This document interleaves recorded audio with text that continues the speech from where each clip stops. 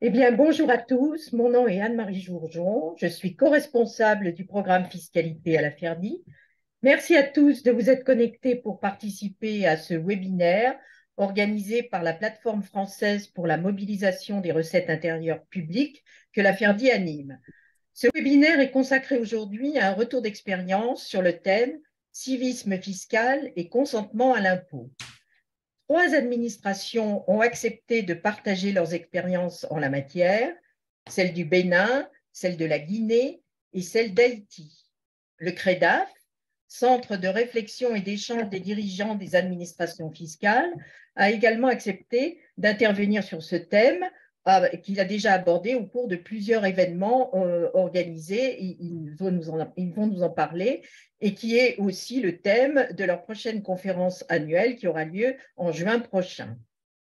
Je vais maintenant laisser la parole à M. Raouya, ancien ministre des Finances d'Algérie, qui a bien voulu accepter de jouer le rôle de modérateur de ce webinaire et de nous faire aussi bénéficier de sa large expérience en tant qu'ancien ministre, ancien directeur général des impôts et en tant qu'expert international pour le Fonds monétaire international.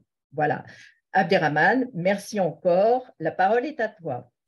Merci, c'est moi qui vous remercie.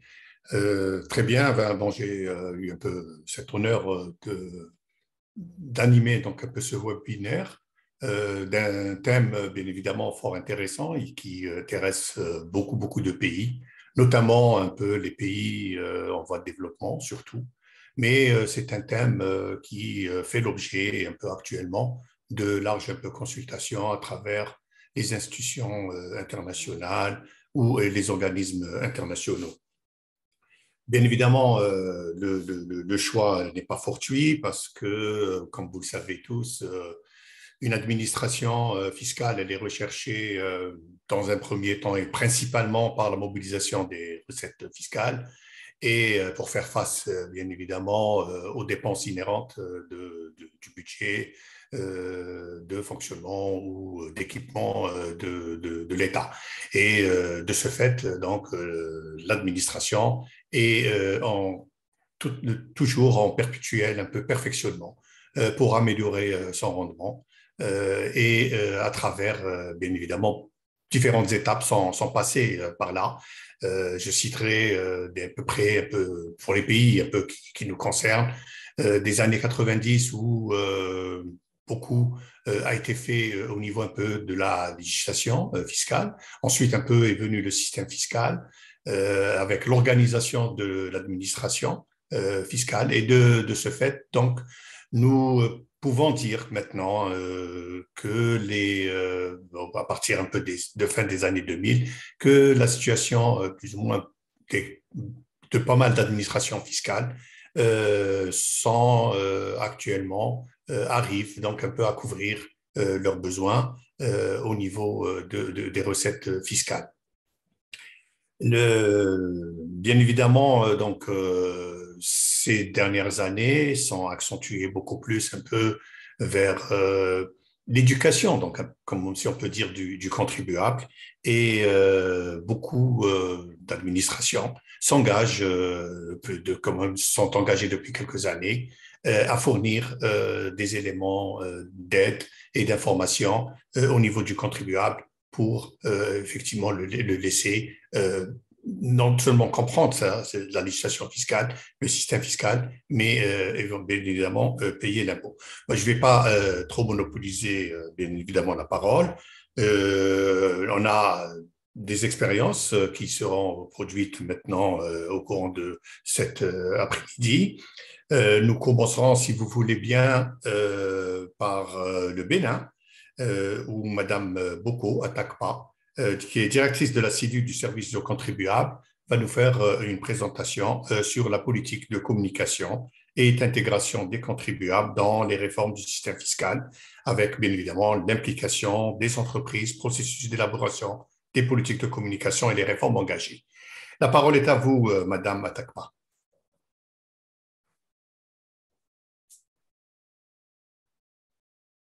OK. Merci, monsieur. Merci, monsieur Abderrahmane Raouya. Bonsoir à tous les participants de ce webinaire. Alors, je suis Michèle Boko-Epouza, directrice de la cellule de services aux contribuables à la Direction générale des impôts du Bénin. Et j'ai pour prérogative cet après-midi de vous présenter le thème relatif à la politique de communication et d'intégration des contribuables dans les réformes du système fiscal au Bénin. Madame Alors, Bocou, je suis désolée de vous interrompre parce que peut-être vous pourriez couper la caméra parce qu'en fait, ok, je coupe la problème de caméra. bande passante, on ne vous entend pas très bien. Voilà, désolée. D'accord, j'arrête la vidéo. Merci. Merci. Voilà.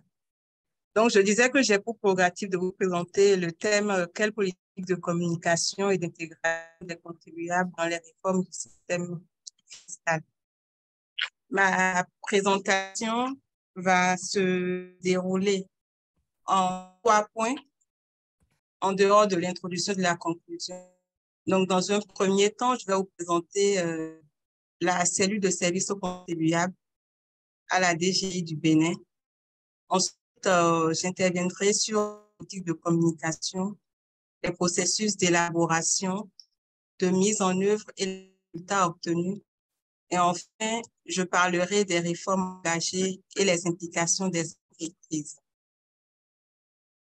Alors, en introduction, je peux dire qu'en ce 21e siècle, à l'ère de la révolution numérique, où le monde vibre au rythme des nouvelles technologies, il est bon temps qu'une administration fiscale comme la nôtre, qui se veut moderne et efficiente au service de ses usagers, s'approprie des outils modernes pour son développement. Cela apparaît préjudiciable par rapport aux défis en termes de mérite lorsqu'on considère les nouveaux rôles de première régie financière au Bénin à l'orée de la transition fiscale qui incombe à notre administration. C'est pour ces raisons que la DGI du Bénin s'est lancée depuis 2016 dans des réformes très ambitieuses dont l'ensemble concourt à améliorer le service aux contribuables et à accroître les recettes fiscales.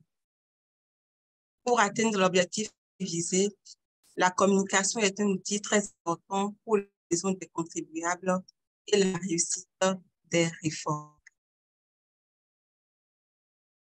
Alors, la création de la cellule de services contribuables a été le premier acte de la Direction générale des impôts en matière de réforme sur le plan des communications. Cette cellule a été créée en 2018 et est directement rattachée au directeur général des impôts. Elle vise à dynamiser la stratégie de communication interne et externe de la DGI. À ce titre, elle a essentiellement pour mission l'élaboration et la mise en œuvre de la stratégie de la DGI en matière de communication de services aux contribuables et de promotion du service fiscal. Elle assure le pilotage de la stratégie du service aux contribuables, l'élaboration et la mise en œuvre du plan annuel de promotion du service fiscal, ainsi que la communication interne et externe de la DGI.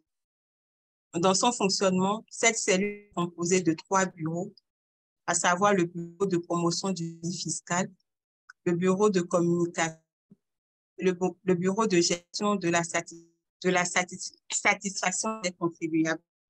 Il faut noter que cette cellule a été créée avec l'appui d'un projet canadien, projet d'appui à la croissance des revenus intérieurs du Bénin, qui a exigé que la DGI mette en place la cellule de service aux contribuables pour servir les clients. Alors, quelles sont les politiques de communication, les processus d'élaboration, de mise en œuvre, les résultats obtenus?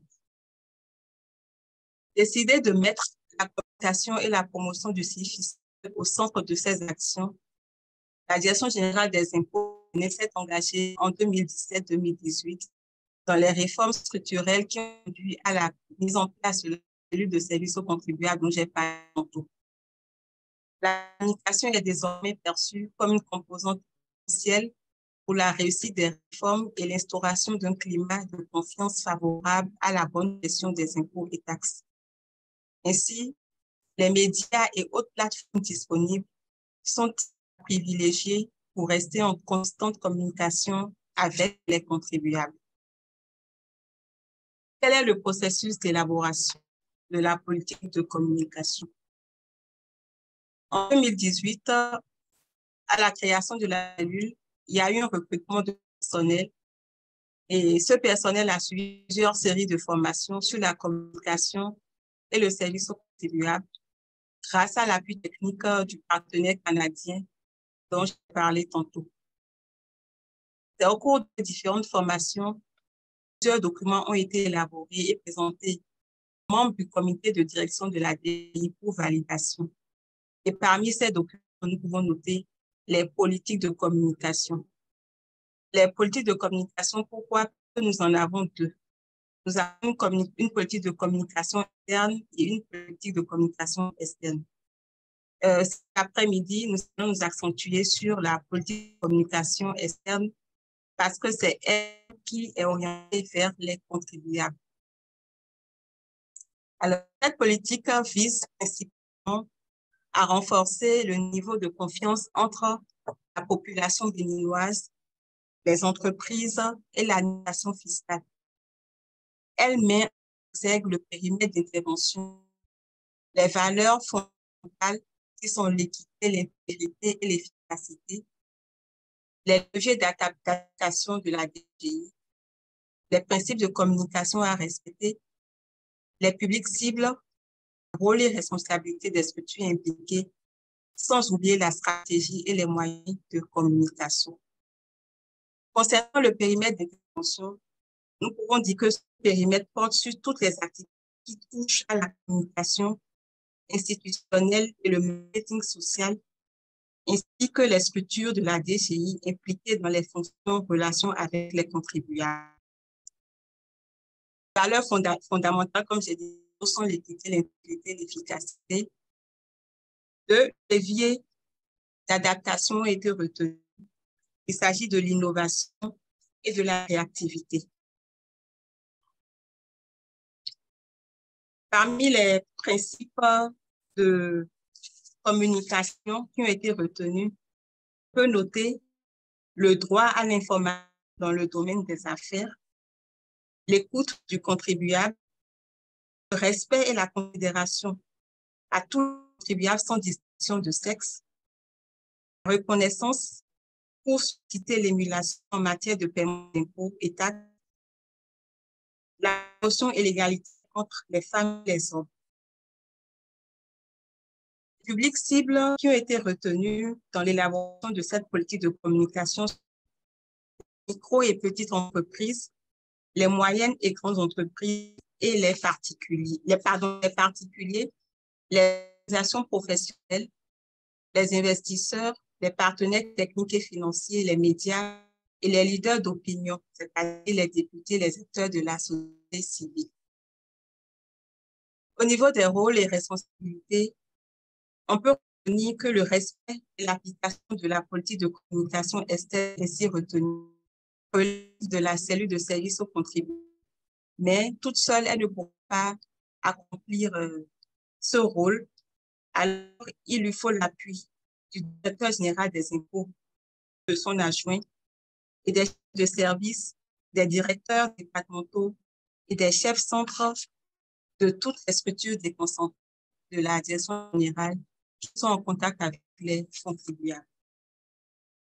La stratégie et la communication qui ont été retenues consiste à rendre des services de qualité aux contribuables, de donner un appui aux organisations fournissant de l'assistance aux contribuables, de maintenir des relations de presse de façon continue afin d'assurer une formation complète à l'intention de la population et de concevoir une campagne de communication grand public pour inciter au service fiscal.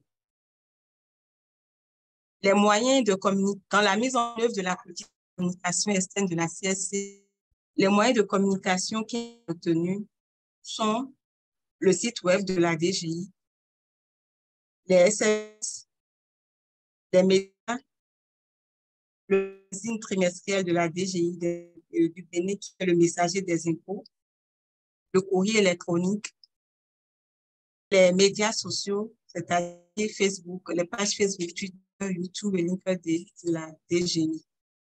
Par ailleurs, des campagnes de proximité sont organisées. Tous les autres outils de communication jugés utiles, comme des gagés, les étrelles, les dépliants, les plaquettes, brochures, flyers, kakémono, etc., sont utilisés. Dans la mise en œuvre de cette politique, on peut retenir que la cellule de service contribuable s'occupe de la gestion des différents canaux de communication que j'ai cités tantôt, y compris les médias conventionnels, radio, télévision et journaux. Et depuis mai 2022, l'AFD nous a appuyés pour l'élaboration d'une stratégie de communication et de promotion du service fiscal. Ce document est aujourd'hui notre boussole en matière de toutes les actions de communication sur les 3 années à venir. Quels sont les résultats obtenus? Depuis 2018, les services et actions de la DGI deviennent de plus en plus visibles, aussi bien dans les médias conventionnels que sur les réseaux sociaux, ce qui permet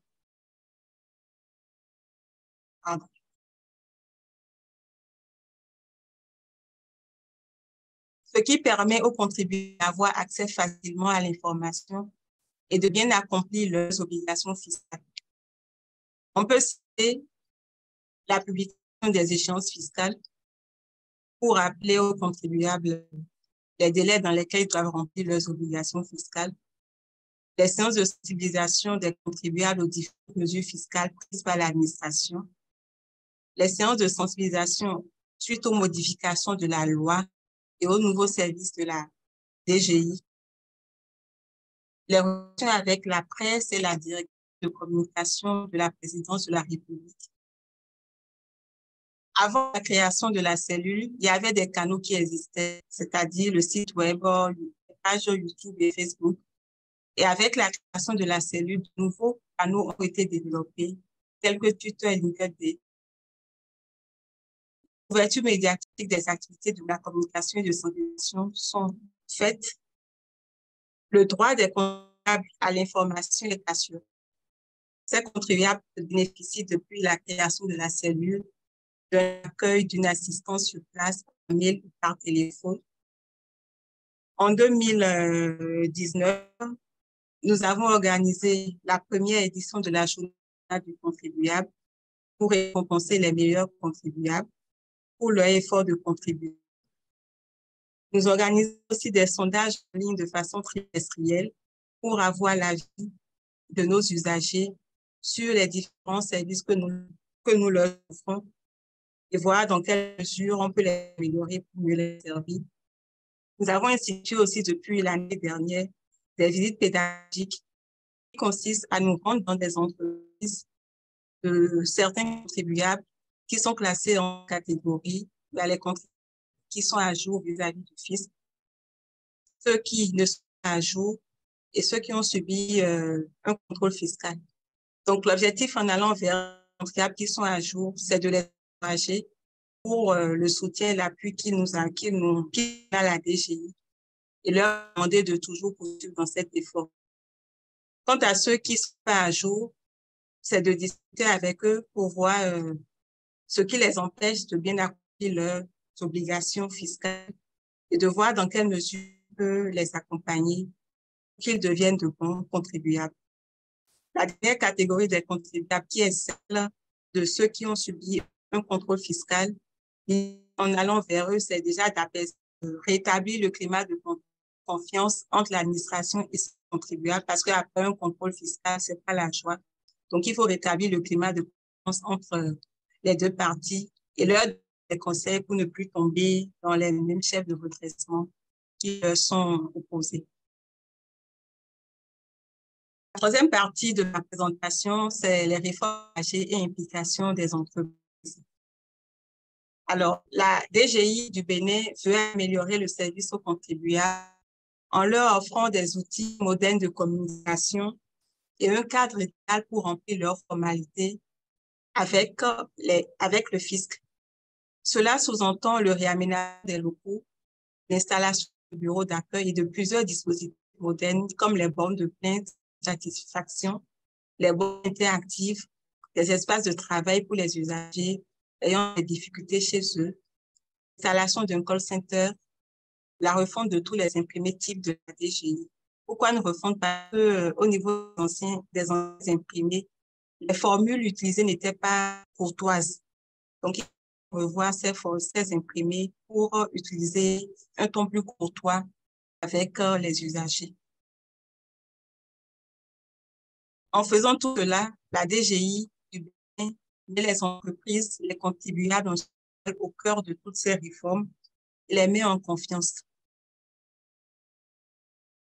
En dehors de la mise en place des procédures fiscales, la réforme des factures normalisées est l'une des réformes phares mises en œuvre ces dernières années. Il faut aussi que plusieurs plateformes ont été conçues et mises en production afin de faciliter les procédures de déclaration et de paiement aux impôts. Je peux citer la plateforme de paiement de la taxe de véhicules à moteur par téléphonie mobile, la plateforme d'enregistrement des actes et de paiement des frais d'enregistrement des actes, la plateforme de dépôt des états financiers. L'objectif en mettant cette plateforme aussi en place, de promouvoir le paiement via la téléphonie mobile, qui est un outil qui est utilisé aujourd'hui en Afrique. Alors, pour chacune de ces réformes, nous nous sommes attelés à élaborer un plan de communication qui découle de la politique de communication que j'ai présentée tout à l'heure. Et ce plan prévoit des actions à déployer aussi bien avant, pendant et après la mise en œuvre de la réforme. Ces actions consistent surtout l'utilisation des médias sociaux en dehors de la presse écrite et audiovisuelle.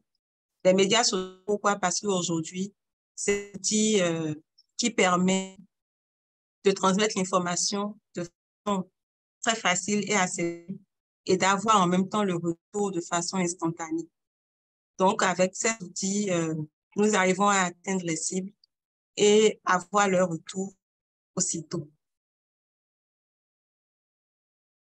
Il faut noter aussi que pour faciliter aux contribuables l'utilisation de nos plateformes, nous concevons beaucoup de vidéos tutoriels qui sont diffusées sur sur notre chaîne YouTube et sur les canaux que j'ai cités tout à l'heure. La DGI organise aussi des focus group pour consulter, recueillir les avis de certains contribuables sur les réformes avant leur mise en œuvre. Nous organisons aussi des enquêtes de satisfaction et d'intégrité, l'appui des cabinets spécialisés, des cabinets externes, et les recommandations de ces enquêtes permettent à la DGI d'améliorer ses services. Nous avons mis en place un numéro vert qui est remplacé aujourd'hui par un call center qui permet aux contribuables de se faire assister en ligne. Voilà ainsi présenté la politique de communication de la Direction générale du Bénin et les réformes engagées. Et nous pensons que avec cette politique de communication, le consentement volontaire au paiement par les contribuables, qui est le cheval de bataille de toutes les administrations fiscales, pourra être possible. Voilà, je vous remercie pour votre aimable attention. C'est nous qui vous remercions. Merci, Madame la directrice de la cellule de service aux contribuables du Bénin, la DGI du Bénin. Exposé très riche. On voit que l'ensemble un peu des éléments relatifs un peu aux services qui sont rendus aux contribuables, les bonnes pratiques sont adoptées au niveau de l'administration béninoise. Bon, on reviendra certainement un peu par la suite un peu aux questions. J'en aurai peut-être moi quelques-unes tout à l'heure. J'aimerais qu'on continue un peu les présentations pour qu'à la fin un peu de l'ensemble des présentations, on puisse un peu ouvrir le débat général. Donc, si vous permettez, de suite, je passe la parole à Monsieur Calixte, donc, qui est chef de service de l'infocentre de la Direction générale des impôts d'Haïti. Monsieur Calixte, la parole est à vous. Je salue tous les autres panélistes ainsi que les participants à ce webinaire. Donc aujourd'hui, M. Lebonheur Lordan, directeur général adjoint de la DGI, et moi-même et M. James Calixte, chef de service de l'infocentre de la DGI, avons le plaisir de vous présenter le bilan du centre de contact de la DGI et la réforme d'outils administratifs pour améliorer les relations avec les contribuables. Et pour vous faire cette présentation, dans un premier temps, je vais vous présenter l'infocentre de la DGI, les objectifs du service, le processus de fonctionnement de l'infocentre, les résultats obtenus, les difficultés rencontrées et défis à relever. Et dans un second temps, le directeur général adjoint va vous présenter la réforme des outils administratifs pour l'amélioration du service aux usagers. Et tenant compte du fait que les contribuables haïtiens faisaient face à de graves difficultés pour avoir accès à l'information fiscale de qualité, les responsables de la Direction générale des impôts, en partenariat avec ceux d'Expertise France, ont décidé dans le cadre du projet SBC2, financé par l'Union européenne, de mettre en place l'Infocentre, qui est un service de la DGI qui fournit à distance aux contribuables des informations ponctuelles, succinctes, relatives aux lois et aux procédures fiscales à travers 2 canaux de communication, le téléphone et le mailing. Et au niveau de l'Infocentre, nous utilisons également un logiciel informatique qui nous permet de traiter simultanément les appels reçus et les emails des contribuables. En termes de ressources humaines, pour le moment, nous sommes 5 à l'Infocentre, 2 agents de contact chargés de répondre aux appels téléphoniques et 2 agents de rédaction qui peuvent également répondre aux appels téléphoniques, mais qui sont là pour répondre aux emails et pour rédiger et mettre à jour la base de connaissances que nous utilisons pour répondre aux questions des contribuables. Outre le fait de fournir des informations aux contribuables, l'Infocentre permet à ces derniers de saisir directement la DGI sur les difficultés qu'ils rencontrent dans le cadre de l'accomplissement de leurs obligations fiscales. Et le traitement de ces informations, donc les informations découlant des doléances et fournies par les contribuables, permet à l'administration d'améliorer la qualité des services offerts en retour. Maintenant, les objectifs du service, donc tout d'abord, c'est être un instrument au service du contribuable à l'échelle nationale et internationale. Donc, ce qui fait de l'Infocentre une interface de premier choix entre l'administration fiscale et le contribuable haïtien. Deuxièmement, c'est assurer l'accessibilité à l'information fiscale de bonne qualité. Ceci est possible grâce à l'utilisation de notre base de connaissances rédigée en fonction des lois et des procédures fiscales en vigueur en Haïti et le professionnalisme de nos agents. Troisièmement, c'est de diminuer le pouvoir de nuisance des intermédiaires mal intentionnés. Maintenant, qui sont ces intermédiaires mal intentionnés? Ce sont des gens qui ne maîtrisent pas toujours les questions relatives à la fiscalité, mais qui le prétendent et parfois demandent de fortes sommes d'argent aux contribuables en échange de services parfois médiocres. Donc, grâce à l'Infocentre, les contribuables peuvent passer outre ces individus-là. Et le dernier objectif, c'est de dynamiser la performance fiscale de l'administration. Et ceci se traduit par une augmentation du nombre de déclarations volontaires effectuées par des contribuables mieux informés. Maintenant, nous allons voir le processus de fonctionnement de l'Infocentre de la DGI. Tout d'abord, c'est le traitement des appels entrants. Alors, l'étape numéro 1, c'est la sollicitation du service par un usager via le canal téléphonique. Et l'étape numéro 2, c'est l'accueil de l'appelant par le système vocal interactif. Donc, le système vocal interactif, c'est un répondeur automatique qui fournit à l'usager un ensemble d'informations disponibles à la carte 24 heures sur 24 et 7 jours sur 7. Maintenant, si l'usager obtient l'information souhaitée via le SVI, donc le système vocal interactif, il peut tout simplement mettre fin à l'appel. Dans le cas contraire, il peut solliciter le service d'un agent. Et si l'agent en question ne peut pas répondre à la question posée par l'usager, il peut transférer l'appel au chef de service. Et le chef de service lui-même peut transférer l'appel au besoin et vers une personne qui se trouve au niveau des services de gestion chargée de répondre aux questions hautement techniques. Maintenant, le traitement des emails reçus. Tout d'abord, c'est la réception des mails sur notre plateforme Excoli. Et c'est le logiciel qui désigne l'agent qui devra répondre à l'email. Maintenant, l'agent doit rédiger un draft qu'il doit revoir avec le chef de service. et ensuite envoyer la réponse à l'usager en question. Depuis son ouverture en mai 2019, quels ont été les objectifs, les résultats obtenus par l'InfoCentre? Déjà, c'est plus de 3000 appels reçus et la majorité de ces appels ont été effectués par des contribuables voulant enregistrer leur entreprise à la DGI. Maintenant, l'analyse de ces données a permis à l'unité de communication de mettre en place une campagne communicationnelle ciblée et pouvant répondre aux besoins d'information de ces contribuables-là. Et nous avons également reçu et traité plus de 2000 courriels provenant pour la plupart d'entreprises domiciliées en Haïti. Et durant la même période, nous avons effectué de nombreux appels dans le but d'informer les contribuables de l'utilisation de nouveaux outils technologiques par la DGI. Ce qui fait qu'au niveau de l'InfoCentre, nous effectuons également des appels sortants dans le but d'informer les contribuables des nouvelles pratiques adoptées par l'administration.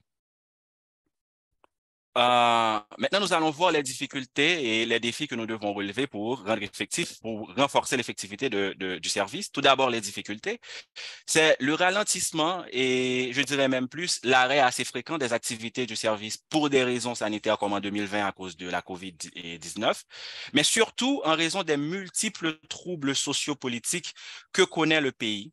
Et ensuite, il y a également la mauvaise connexion Internet. Bon, sans Internet, je peux vous dire que l'InfoCentre n'est pas opérationnel. Donc, on a besoin d'une bonne connexion pour fonctionner. Et il y a la problématique de l'appel payant. Malheureusement, pour le moment, les contribuables doivent payer pour avoir accès à l'InfoCentre et ceci constitue un frein pour une grande partie des contribuables. Et voilà, pour renforcer l'effectivité du service, nous allons devoir surmonter les défis suivants, à savoir la mise en fonction d'un numéro vert qui va permettre aux contribuables d'accéder gratuitement au service, le lancement d'une campagne de communication autour de l'InfoCentre auprès des contribuables, le renforcement des ressources humaines du service et le renouvellement du matériel informatique et également la mise à jour du logiciel utilisé. Donc, sans transition, je cède la parole au directeur général adjoint qui va vous présenter la réforme des outils administratifs pour l'amélioration du service aux usagers. Merci beaucoup. Merci, je dis bonjour à tout le monde, spécialement à M. Calix. Bonjour, M. le directeur général.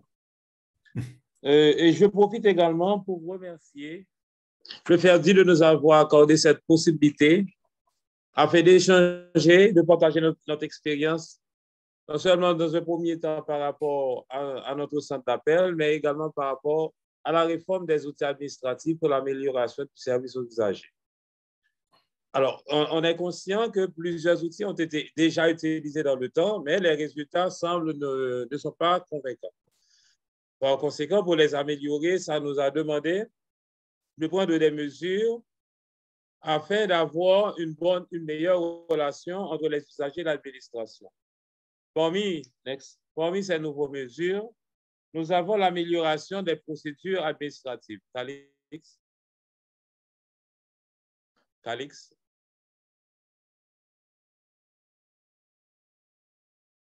C'est bon, directeur, vous pouvez continuer. Voilà, merci. Non, c'est le premier par le deuxième, s'il te plaît. Merci. D'accord. Donc là, on a été à l'outil l'accueil et assistance des usagers. Donc, on a constaté qu'il fallait augmenter, renforcer la capacité, l'amélioration de la disponibilité de nos agents d'accueil, car cela faisait défaut à l'administration. Ainsi, on a procédé à la formation de nos agents afin d'avoir une meilleure interaction entre les agents et les contribuables. Et en plus, plusieurs sites, plusieurs points de perception ne répondaient pas aux normes d'accueil. Donc, on a dû faire une amélioration au niveau de l'environnement du travail et l'environnement physique et l'environnement où on devrait recevoir l'ensemble des agents. Donc, ainsi, on a pu créer des kiosques d'information pour faciliter l'assistance qu'on doit donner aux usagers. Également, on constatait qu'il y avait des va-et-vient où le contribuable se perdait à l'intérieur de l'identification des services, ce qui facilitait les contribuables à identifier et où il doit aller prendre. Allô? Allô? Oui, oui. Donc, ceci Allez-y, nous Monsieur a Jacques. conduit à l'identification des services pour faciliter les contribuables à retrouver les services désirés afin de faciliter et de réduire le temps d'attente également. De l'autre côté, l'outil qu'on a utilisé, c'est le renforcement des services numériques. Comme Calix vient de le dire tantôt, donc avec l'InfoCert qui permet aux contribuables facilement de rentrer en contact avec l'administration et ceci en un temps record et également d'avoir des réponses automatiques. Donc, on a redynamisé le site Internet de la DGI et en donnant un lien d'accès direct au service d'InfoCert. Difficulté par rapport aux imprimés, donc on les a mis en ligne de façon à ce que le contribuable puisse avoir accès pour remplir les formalités fiscales sans problème. Donc, les procédures également de l'autre côté ont été réalisées. Donc, le contribuable n'avait pas besoin de présenter à l'administration, mais pouvait, bien entendu, on est en phase d'élaboration, pouvait remplir ces formalités fiscales en ligne, soit remplir les déclarations et également dans un temps à venir pouvoir payer ces déclarations en ligne. Donc, ce qu'on avait fait également, étant donné que les textes fiscaux, des fois, étaient très difficiles en termes de compréhension, donc, on a dans un premier temps, avec l'élaboration du Code général des impôts, alors le Code fiscal de façon générale qui est composé de 2 documents, le Code général des impôts et les livres de procédure fiscale, on a simplifié l'ensemble des procédures afin que le contribuable puisse être facilement comprendre et remplir ses obligations fiscales. On les a rendues également disponibles et également accessibles en version numérique. Et pour aider les contribuables à mieux comprendre, on a fait également des productions vidéo interactives sur les différents champs d'impôts, Alix, sur les différents champs d'impôts, ce qui permettrait aux contribuables, même avant d'arriver au bureau, d'avoir une idée comment ça se passe pour tel type d'impôt, quelles sont les dates d'échéance, les limites, la formalité à remplir ces champs d'impôts. Donc, tout ceci était obligatoire qu'il a fallu qu'on ait une meilleure communication à un appui aux usagers. Sur les réseaux sociaux, on constatait qu'il était un élément, un outil très, très, très prisé où tout le monde était branché aux réseaux sociaux. Donc, on renforce notre présence sur les réseaux sociaux, soit sur Facebook, WhatsApp, Twitter, Instagram. Donc, on a essayé au plus de nous rendre beaucoup plus présents afin que les contribuables puissent avoir accès aux différentes informations liées à leurs obligations fiscales. Donc, ce qui est nouveau, c'est la création d'un corps accrédité d'agents communautaires fiscaux. Donc, par rapport à la configuration du pays, donc, on a constaté que 65 à 70% des recettes proviennent de la capitale, de la région de Port-au-Prince. Donc, il fallait sensibiliser, motiver les gens dans les autres départements. Haïti est divisé en 10 départements. On reconnaît que le département de l'Ouest, dont est la capitale, représentait près de 65 à 70% du niveau des recettes. Donc, un effort a été consenti grâce à un programme typique. Donc, on a pu passer le niveau des recettes un peu plus, mais on voulait aider, sensibiliser les gens, étant donné qu'on a constaté qu'il n'y avait pas vraiment d'engouement de sensibilité aux agents à produire leurs déclarations. Donc, ce corps accrédité d'agents communautaires fiscaux, c'est des gens qui sont dans la commune, des jeunes de la commune, seront par la Direction générale des impôts et qui seront accrédités après leur séance de formation. Et eux, ils joueront d'intermédiaires entre les contribuables et le fisc. Alors là, je parle des petits contribuables qui n'ont pas la possibilité d'avoir une firme de comptabilité ou un comptable agréé pouvant les aider à remplir correctement leur déclaration d'impôt. Ensuite, on avait constaté également que les comptables et les firmes de comptabilité et conseils fiscaux ont été éparpillés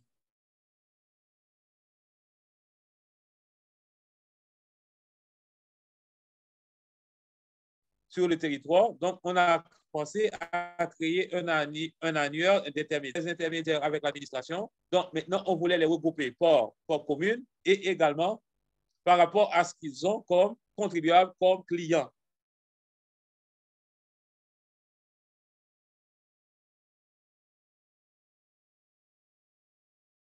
Donc, tout ceci, c'est pour vous dire que l'administration, un élément d'outils administratifs pouvant aider à améliorer la relation avec les autres. Donc, là, je vous dis merci pour votre attention et on reste ouvert aux questions.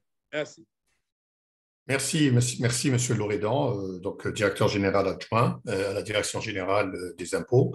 Merci aussi à Monsieur Calixte, donc le chef de service de l'Infocentre, pour cette présentation fort intéressante. Donc, je continue encore un peu, on continue au niveau un peu des présentations et la parole est donnée à Monsieur Souleymane Diallo, donc, qui est expert comptable, commissaire aux comptes, membre de l'Ordre des experts comptables de Guinée, qui va nous faire une présentation sur le rôle des centres de gestion agréés. Monsieur Diallo, la parole est à vous, s'il vous plaît. Bien, je remercie toute l'équipe pour cette organisation de haut niveau et de bonne qualité. Et je suis très ravi d'intervenir sur ce sujet d'une très grande importance et sur lequel nous sommes activement impliqués, d'une part en tant que professionnel expert comptable et d'autre part aussi en tant qu'administrateur de centres de gestion agréés. Donc, le but de mon intervention, ça va être de vous présenter le rôle de ces centres de gestion agréés, leur développement en Guinée depuis la première mise en place en 2018 à aujourd'hui, et aussi parler des apports concrets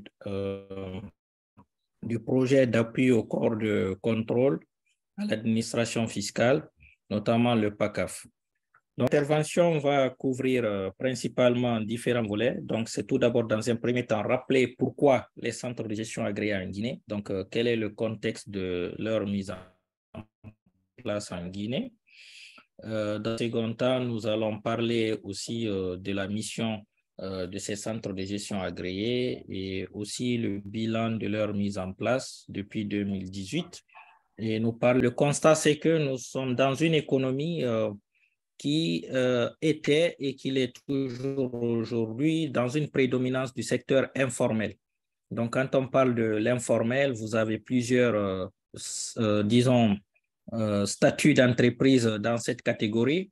Vous avez celles qui ne sont pas du tout formalisées, mais qui quand même contribuent à la production au sein de l'économie, mais de façon souterraine. Donc, elles existent, elles ont des activités lucratives, mais elles ne sont reconnues, elles ne payent pas d'impôts, en un mot.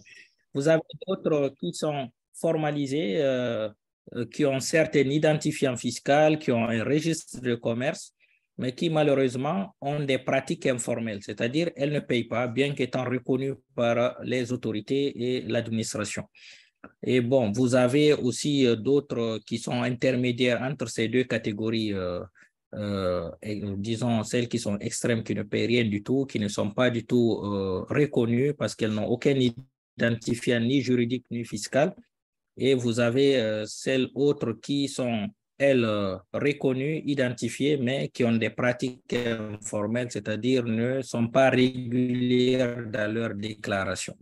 Donc, c'est tout un processus pour être reconnu comme une entreprise strictement formelle, mais on peut au moins se féliciter si elle arrive à franchir le premier pas, d'aller s'immatriculer et avoir un minimum de contribution. Donc, si nous regardons aujourd'hui notre économie, il y a une prédominance de cette catégorie d'entreprises qui évolue dans l'informel. Beaucoup de statistiques convergent autour de 80-90% au niveau des petites et moyennes entreprises. Donc, ce constat a attiré l'attention pour dire attention, au niveau local, si nous avons envie que nous ayons assez d'objectifs atteints en termes de mobilisation de ressources, il faut mettre en place des outils, des mécanismes de gérer ou d'inverser la tendance, aujourd'hui la tendance pour qu'on ait beaucoup plus d'entreprises formalisées et qui ont des pratiques formelles et d'en avoir moins pour celles qui sont, disons, en un mot informelles. Donc ça a été l'un des premiers constats qui, disons, qui est le facteur précurseur de la mise en place des centres de gestion agréés. Le deuxième, disons, constat, c'était que nous avons une économie dont le secteur privé est prédominé aujourd'hui, disons, par des entreprises étrangères. Et au niveau local, pour avoir un secteur privé fort, qui aussi puisse être compétitif par rapport à l'ouverture économique, parce qu'on ne peut pas empêcher la concurrence externe de venir s'installer avec tous les accords de libre-échange dont nous faisons partie. Il faut plutôt renforcer la capacité de nos PME, disons, et de nos entreprises au niveau local. Mais ceci ne peut être fait dans un cadre où des entreprises évoluent pour la grande majorité dans l'informel. Donc ça, c'est aussi un second constat qui a motivé la mise en place de ces centres de gestion agréés, au-delà de la mobilisation des ressources. Donc, c'est d'aider à rendre le secteur privé local plus compétitif, donc plus structuré. Et l'autre élément, c'est la difficulté auquel disons, les difficultés auxquelles font face aujourd'hui les entreprises locales de manière générale à avoir accès au financement, liées principalement au fait que soit elles sont dans l'informel ou le fait de fonctionnement peu structuré. Donc tout cela a amené aussi à se dire le fait de pouvoir permettre à ces entreprises d'être mieux structurées et de pouvoir facilement accéder au financement, aussi bien au niveau local qu'à l'extérieur, donc avec des levées de fonds.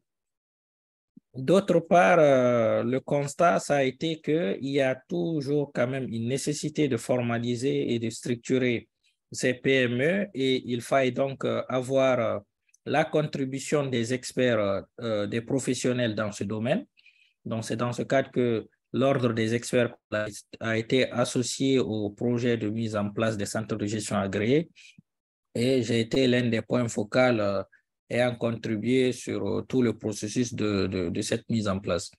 Donc, aussi, constat, c'est qu'il fallait améliorer le civisme fiscal au niveau local. Donc, tous ces facteurs-là ont contribué à, disons, attirer l'attention des autorités sur la nécessité de mettre en place cet outil, ce dispositif de centre de gestion agréé qui va permettre de résoudre ces différentes problématiques, c'est-à-dire la réduction de l'informel, l'amélioration de la compétitivité locale, faciliter l'accès au financement des entreprises locales à des financements locaux et des financements extérieurs, et la nécessité de leur formalisation, tant sur le plan juridique, fiscal et comptable, et surtout l'amélioration du civisme fiscal, parce que ce dispositif va être aussi une vitrine de proximité pour les contribuables. Donc, voici en gros des éléments qui ont motivé la mise en place des centres de gestion agréés. Donc, madame, on peut avancer sur le slide suivant. Je vous demande juste une petite seconde.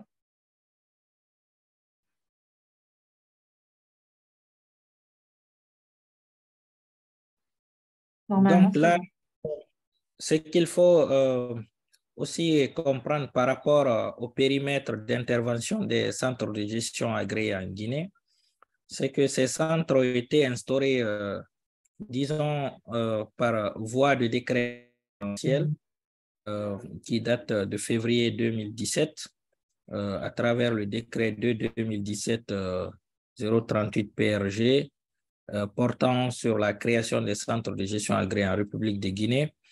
Et le dit décret a été suivi d'un arrêté ministériel portant cahier des charges sur les centres de gestion agréés.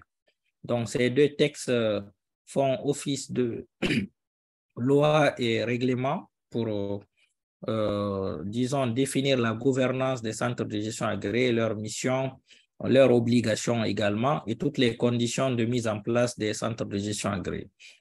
Mais à la base, c'est aussi, au-delà de ces textes, un accord moral entre trois institutions, à savoir l'État, donc représenté par le gouvernement, plus précisément par le ministère du Budget. Vous avez aussi d'autre côté l'ordre des experts comptables qui, du point de vue professionnel, apporte son savoir-faire. Et de l'autre côté, vous avez les opérateurs économiques qui sont représentés par les chambres de commerce ou les associations professionnelles des opérateurs économiques. Donc, c'est une convention morale tripartite qui aussi a donné toute la légitimité au-delà de la légalité à centre de gestion agréé pour agir autour de 4 missions principales. Dont la première, c'est l'assistance à la formalisation. Quand on parle de formalisation, il y a d'abord la formalisation juridique, parce que c'est la première étape de formalisation d'une entreprise. Donc, c'est d'avoir son identifiant juridique, son registre de commerce, et au-delà, avoir aussi les autres documents de formalisation, à savoir du point de vue fiscal, le numéro d'identifiant fiscal, et du point de vue comptable, avoir ces documents comptables régulièrement établis. Donc, les centres de gestion agréés ont pour première mission d'assister à la formalisation des petites et moyennes entreprises et des opérateurs économiques éligibles à l'adhésion au centre de gestion agréé. La deuxième mission, c'est d'assister ces mêmes adhérents à la gestion comptable et financière. Quand on parle de gestion comptable et financière, à ce niveau, c'est tout ce qui est lié à l'établissement des budgets prévisionnels de ces adhérents, à la tenue de comptabilité régulière au quotidien de ces adhérents et à la production des états financiers à la fin de l'exercice ou en cours d'exercice qui sont demandés par ces adhérents. Donc, en gros, ça va être aussi la tenue de comptabilité régulière, conformément au texte de loi comptable en vigueur en République de Guinée. Il y a aussi l'assistance à la gestion fiscale. Donc, à ce niveau, c'est d'être d'abord un interlocuteur privilégié de l'administration fiscale auprès des contribuables et inversement, c'est-à-dire tout contribuable adhérent à un centre de gestion agréé, lorsque l'administration fiscale a besoin d'informations concernant cet adhérent, l'administration peut passer par le centre de gestion agréé pour faciliter l'obtention de ces informations. Et inversement, l'adhérent qui a besoin de l'administration fiscale passe par le centre de gestion agréé qui peut résoudre ses problèmes auprès de l'administration fiscale. Donc, c'est en quelque sorte une interface entre l'administration et le contribuable pour avoir des échanges plus professionnels. Et au-delà de cette facilitation en termes de gestion administrative, il y a aussi la conformité fiscale. Donc, les centres de gestion agréés aident les adhérents à avoir leur déclaration fiscale régulière à la fin de chaque mois et aux différentes périodes de déclaration telles que définies dans le Code général des impôts et aussi, disons, aux déclarations annuelles y afférentes. Et l'autre mission, c'est la formation, l'information et la sensibilisation. Donc, les centres de gestion agréés contribuent à la formation de leurs adhérents selon des programmes définis par le centre de gestion agréé ou en collaboration avec des partenaires, notamment le PACAF ou l'Union européenne en cas de nécessité ou d'autres partenaires. Donc, ces centres sont investis d'une mission de formation qui peut être établie par centre de gestion agréé selon son calendrier interne ou en collaboration avec des partenaires. Il y a aussi une mission d'information. L'information, c'est toute question relative à la comptabilité ou à la fiscalité ou, disons de manière générale, à la gestion d'entreprise. Les adhérents peuvent venir auprès des centres de gestion agréés s'informer sur ces différentes questions et obtenir une réponse bien élaborée. Il y a aussi la mission de sensibilisation. Les centres de gestion agréés font aussi de la sensibilisation auprès des adhérents cibles, ceux qui évoluent dans l'informel, pour leur expliquer les désavantages d'être dans l'informel et les encourager à surmonter la peur du adhérer au processus de formalisation. Donc, les CGA, en gros, jouent ces différents rôles. Donc, en résumé, la formalisation, disons la conformité comptable, la conformité fiscale, la formation, l'information et sensibilisation. Donc, ce sont les principales missions qui sont attribuées au centre de gestion agréé. Donc, madame. Monsieur Diallo, merci. Enfin, c'est fort intéressant. Moi, je remarque qu'il y a encore beaucoup de slides à faire passer. Est-ce que vous pouvez aller un peu plus vite? Vous savez que nous sommes tenus un peu par le temps. Est-ce possible d'aller assez vite, s'il vous plaît? Pour permettre un peu le débat un peu au niveau de l'ensemble un peu des participants. Merci encore et désolé. Non, il n'y a pas de quoi, c'est totalement raisonnable. Donc, en termes de bilan, ce qu'il faut noter en gros, les centres de gestion agréés, depuis leur mise en place en 2018, nous avons aujourd'hui 4 centres de gestion agréés opérationnels au niveau de la République de Guinée, donc 4 ouverts sur chacune des communes, sur 5 communes de la ville de Conakry. Donc, il était prévu dans l'objectif de mise en place des centres de gestion agréés d'avoir un CGA dans chaque commune de la ville de Conakry. Aujourd'hui, 4 communes sont couvertes. Il reste une seule commune, celle de Kaloum, sur laquelle nous n'avons pas encore eu de centre de gestion agréé, mais qui est en cours d'habilitation. Et à l'intérieur du pays aussi, c'était d'avoir dans chaque région au moins, ou chaque préfecture, un centre de gestion agréé. Donc, on y travaille, mais depuis 4 ans aujourd'hui, 5 ans, nous sommes à 4 centres de gestion agréés sur l'ensemble du territoire. Ce qu'il faut noter, qu'il n'y a aucun centre de gestion agréé pour le moment à l'intérieur du pays. Et en moyenne, les centres de gestion agréés totalisent, selon des sources d'information de la mission d'appui à la mobilisation des ressources, plus de 5 milliards de recettes fiscales générées par le concours des centres de gestion agréés.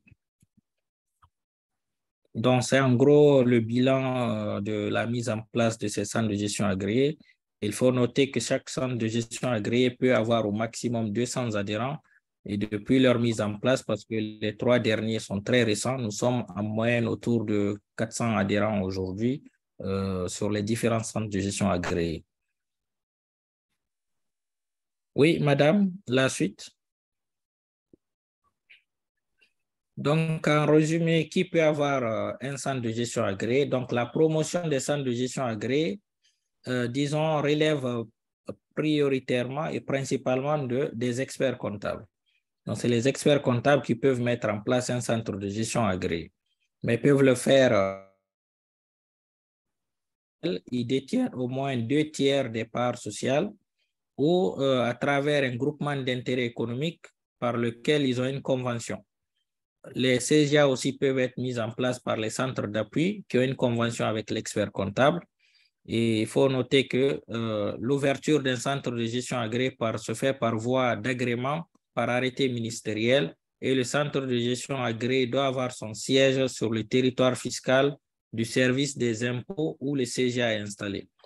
Donc, il y a une limite de chaque commune, par exemple, on a un centre de gestion agréé. Le centre de gestion de chaque commune doit couvrir les contribuables relevant de cette commune. Et à l'intérieur du pays, les contribuables relevant de chaque région. Oui, madame, c'est bon?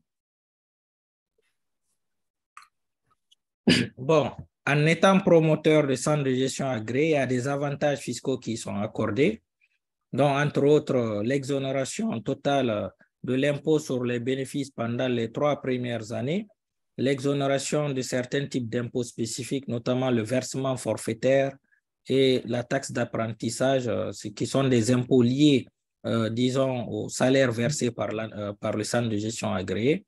Donc, le promoteur bénéficie de ces avantages pour aussi l'encourager dans sa mission d'appui de l'État en termes de mobilisation des ressources. Allô, la suite. Maintenant, qui peut adhérer à un centre de gestion agréé? Ce qu'il faut noter en résumé, c'est tout contribuable qui relève de l'impôt synthétique ou toute PME ou PME qui a un chiffre d'affaires allant de 0 à 1,5 milliard. Donc, au-delà d'1,5 milliard, une entreprise qui a un chiffre d'affaires qui dépasse ce seuil ne peut pas être éligible à un centre de gestion agréé. Et l'adhésion se fait sur demande du contribuable concerné. Et après un processus de vérification par le centre de gestion agréé, le contribuable cible bénéficie d'une attestation d'adhésion qui est transmise au ministère du Budget et à l'administration fiscale. Comme je l'indiquais tout à l'heure, chaque centre de gestion agréé, pour le moment, selon les textes établis, a un nombre d'adhérents maximum limité à 200. Donc, au-delà de 200 adhérents, il faut demander une autorisation du ministère du Budget pour pouvoir dépasser le seuil. Et à l'intérieur du pays, le seuil est limité à 100. Oui, madame, la suite. Donc, les adhérents aussi au centre de gestion agréé bénéficient davantage d'ordres fiscaux. Donc, le but est toujours d'encourager aussi bien les promoteurs que les adhérents, parce qu'en tant qu'adhérent, on contribue, disons, aux impôts ou on est appelé à contribuer, mais il y a une phase de pédagogie, de sensibilisation. Donc, pendant cette période qu'on a considérée autour de 3 ans largement suffisante, l'adhérent est exonéré de certains impôts, notamment la patente au titre de l'année d'adhésion et les 2 années suivantes, de l'abattement de 50% sur les 3 premières années et de 25% à partir de la 4e année, et l'exonération de l'impôt minimum forfaitaire sur les 3 premières années. Donc, pour une PME, pour un contribuable lambda qui a un chiffre d'affaires très limité, ces avantages lui permettront pendant cette période d'être dans une forme d'incubation, de pédagogie à la fois comptable et fiscale, et pour pouvoir mieux se préparer à la fin de cette période à mieux contribuer dans les ressources de l'État. Oui, la suite. Donc, ce qu'il faut noter en termes de collaboration entre CGA et l'administration fiscale, d'une part, à travers notre mission de sensibilisation, de formalisation, nous appuyons à la mobilisation des ressources par l'élargissement de l'assiette fiscale à travers la formalisation. Donc, l'idée, on a 2, disons, leviers de mobilisation des ressources, c'est soit d'augmenter les taux fiscaux, donc améliorer la pression fiscale par le taux, ou bien améliorer la pression fiscale par l'assiette. Donc, on élargit le nombre de contribuables. Dans une économie où nous avons près de 80-90% de contribuables dans l'informel, donc on estime qu'en ayant beaucoup qui sortent de ce cadre-là, nous allons aider à améliorer les recettes fiscales. Donc, ça, c'est l'une des missions des CGA qui lui donne une certaine légitimité. De l'autre côté, le CGA, c'est un interlocuteur entre les adhérents et, disons, l'administration fiscale. Donc, au lieu de venir par des estimations forfaitaires taxées un contribuable supposé être informel, à travers les centres de gestion agréés, l'administration a une base rationnelle d'évaluation de l'impôt à payer. Donc, ce qu'il faut noter en termes de l'appui de PACAF au niveau des centres de gestion agréés, le PACAF a toujours été un partenaire privilégié dans toute la logistique d'ouverture des centres de gestion agréés, notamment sur le premier centre de gestion agréée à Matam. Ils ont apporté le maximum de soutien à la fois financier et matériel dans l'ouverture de ce centre de gestion. Et pour les autres qui ont suivi, il y a eu aussi une implication active et un support en termes de communication pour leur mise en place. Donc, de manière générale, le PACAF appuie les centres de gestion agréés tant au niveau des mises en place, donc des ouvertures, toute la logistique d'ouverture, qu'en matière de communication globale. Il y a eu la mise en place d'un site Internet sur les centres de gestion agréés au niveau du ministère. Il y a eu des plaquettes qui ont été élaborées, des spots télévisés en langue nationale aussi ont été mis en place.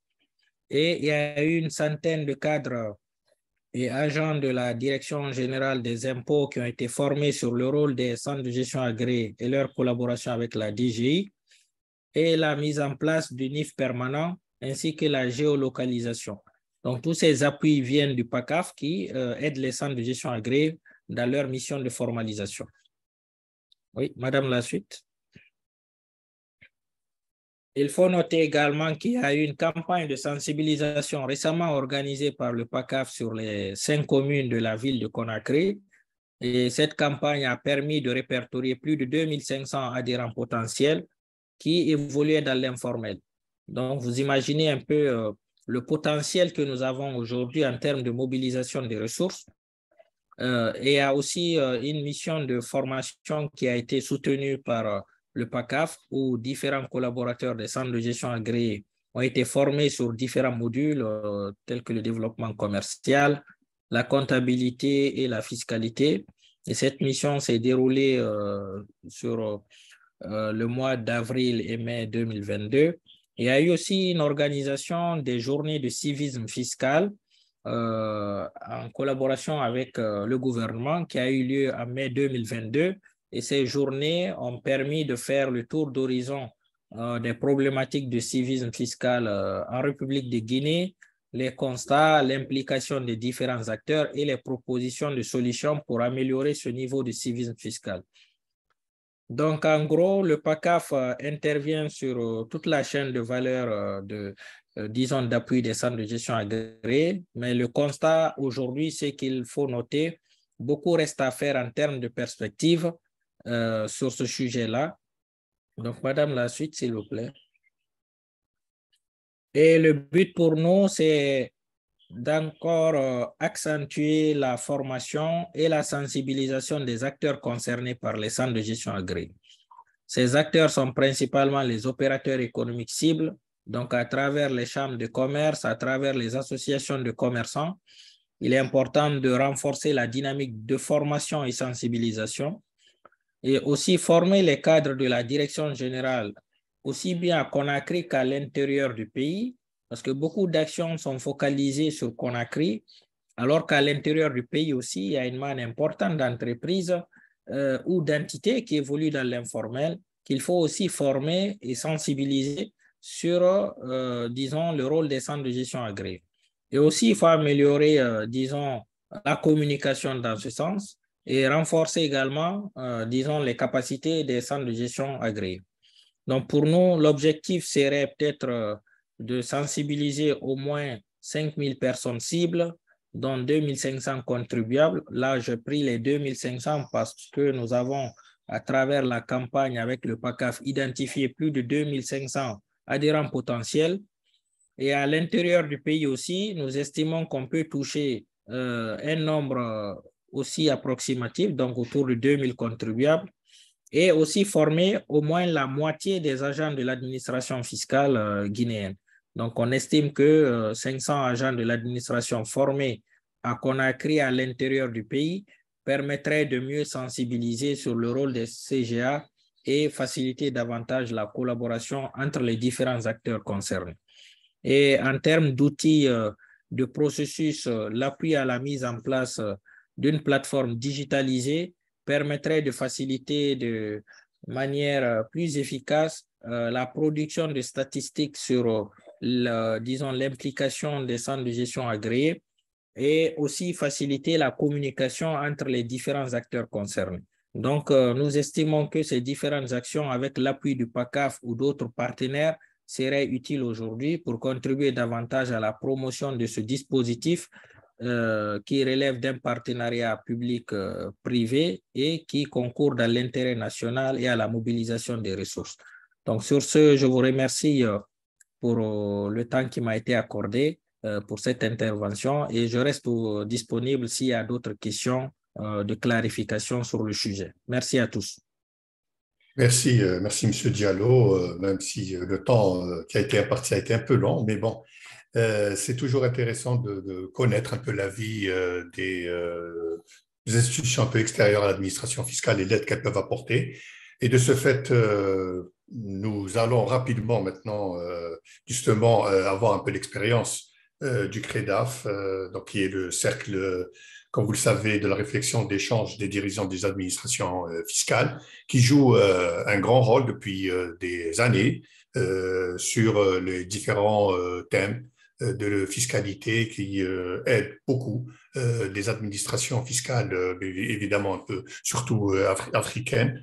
Donc, sans trop tarder, on va passer la parole à Monsieur Ismaïla Diallo, qui est le secrétaire général adjoint du CREDAF, pour nous faire rapidement une présentation des actions qui sont entreprises au niveau du centre et pour que la suite, on puisse ouvrir un peu le débat général. Monsieur Diallo, la parole est à vous. Merci beaucoup, monsieur le modérateur, monsieur Raouya. Bonjour, mesdames et messieurs, chers panélistes, chers participants. C'est donc un plaisir pour moi d'être là aujourd'hui pour faire une présentation sur le sujet, le civisme fiscal et le consentement à l'impôt, au nom de madame la secrétaire générale du CREDAF. Donc, je vais sans plus tarder partager mon écran pour qu'on puisse voir ensemble.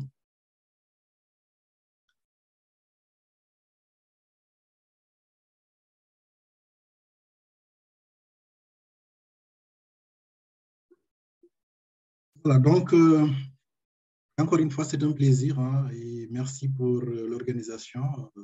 FERBI, qui est un partenaire officiel depuis 2017 du CREDAF.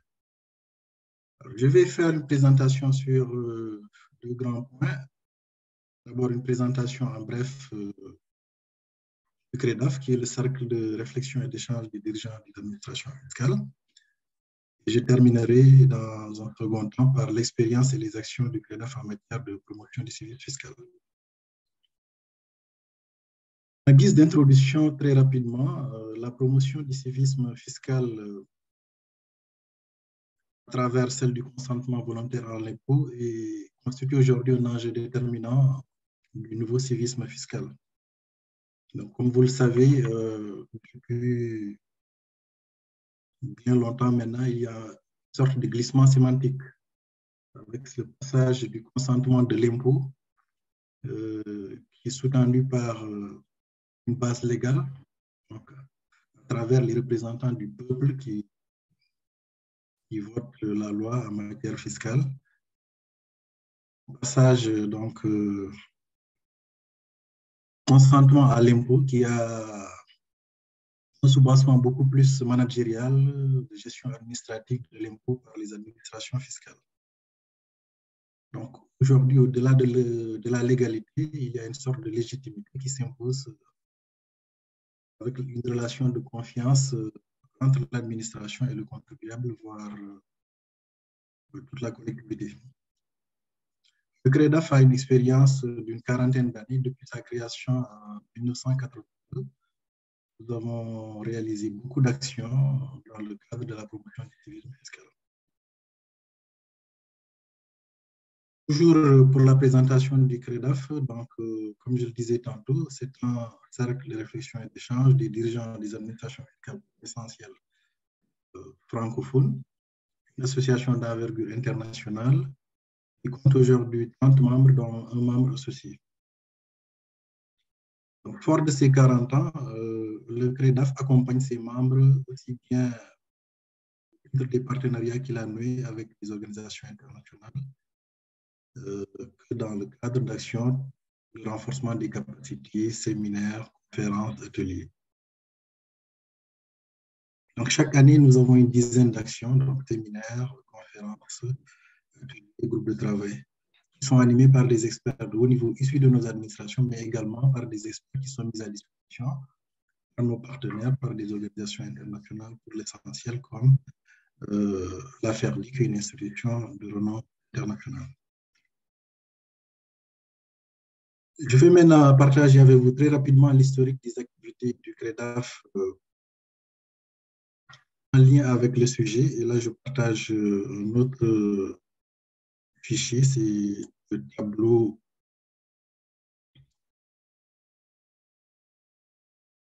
donc des actions, des rencontres internationales. Je crois que vous le recevez bien. Alors, créé en 1982 déjà, en 1989 au Sénégal, on a eu dans le cadre de colloques de conférences annuelles une action, les relations entre administration et contribuables. En 1995 au Burkina Faso, le consentement à l'impôt. En 1998, c'était en Côte d'Ivoire. là, on a les relations entre l'administration et les usagers, accueil, information. En 2002, au Cameroun, l'administration fiscale au service du contribuable, entre autres sujets qui étaient développés lors de cette rencontre. En 2008, au Bénin, sur le thème l'administration de service, la relation à l'usager et le civisme fiscal. Dernièrement, en 2018, en Haïti, le consentement à l'impôt et la redevabilité. Donc, ça, c'était dans le cadre de colloques ou conférences annuelles. Et à l'occasion de séminaires ou webinaires, là également, beaucoup de sujets ont été traités. En 2007, en Algérie, l'élargissement de l'assiette fiscale et le recensement des contribuables. En 2008, au Sénégal et en RDC, la relation de l'administration fiscale à l'usager, le civisme fiscal. En 2017, au Canada, les questions de gouvernance fiscale, déontologie et intégrité. Et dans le cadre du groupe de travail, en 2006-2007, l'élaboration d'une charte déontologique. Et 2008-2009, au Burundi, puis au Canada, l'élaboration d'une charte du contribuable. Voilà un peu de façon ramassée l'historique des actions du CREDAF ces dernières années, ces dernières décennies, je devrais dire, depuis sa création.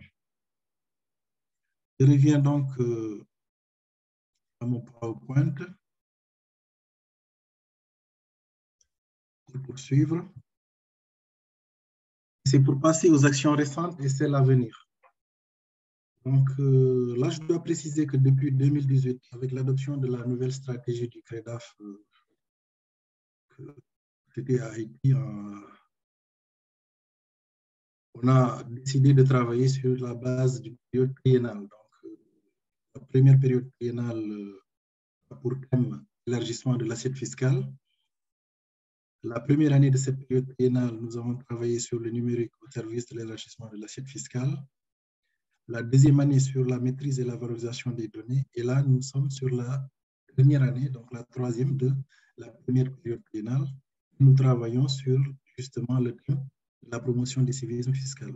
Il faut juste signaler qu'à un certain moment, nous avons dû suspendre les travaux dans le cadre de cette nouvelle stratégie en raison de la crise sanitaire liée à la pandémie COVID-19. Juste pour vous dire que le CREDAF donc, continue à travailler sur des sujets aussi importants que la promotion du civisme fiscal. Parce qu'on s'est dit que pour élargir l'assiette fiscale, c'est vrai qu'aujourd'hui, pour faire avec l'ère du temps, la transformation numérique est un sujet capital dans l'agenda de la plupart des administrations fiscales. C'est pourquoi c'est de la première année de la période triennale. Et ensuite, après, nous avons mis l'accent sur la maîtrise et la valorisation des données.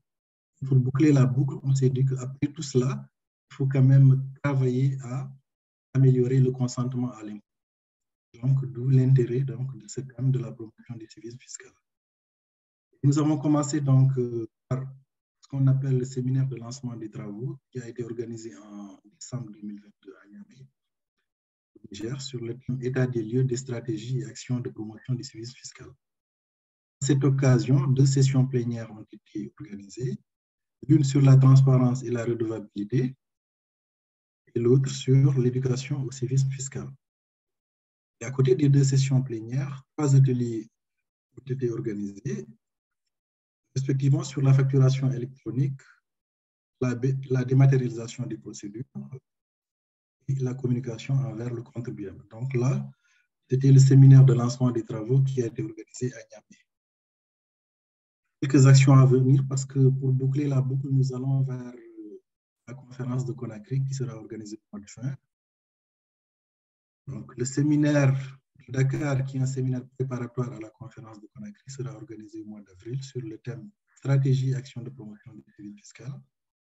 Et à cette occasion, nous avons prévu d'organiser 2 sessions plénières, l'une sur l'ouverture des données publiques, notamment en matière fiscale,